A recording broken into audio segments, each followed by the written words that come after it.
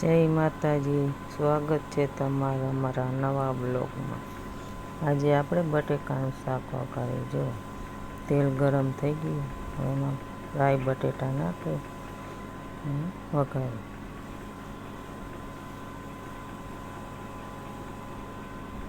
બધાય બટેટા નખાઈ જાય।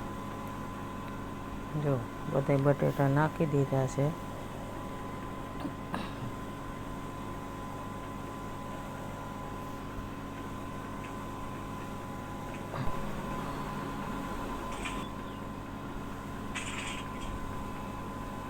હવે એમાં થોડુંક મીઠું નાખી દે।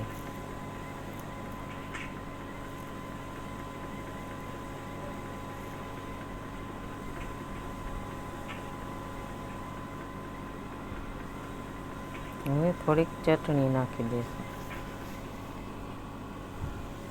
ધાણા જીરું, હળદર,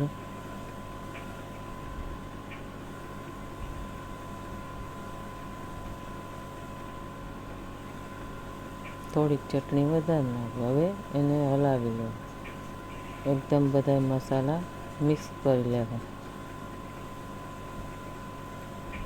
થોડોક સોતરી લેવાનું, એકદમ બધા મસાલા ચડી જાય એવી રીતે, તેલ છૂટું પડી જાય ત્યાં સુધી, એટલે શાક અસર થાય। મસાલા બધા ભળી ગયા છે, થોડુંક સોતરાઈ જાય।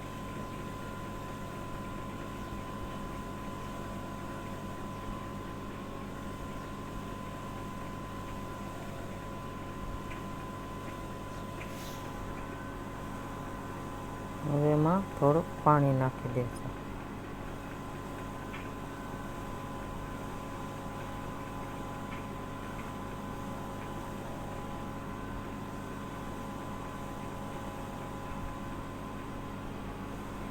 ફરીથી પાછું થોડુંક હલાવી લેવું।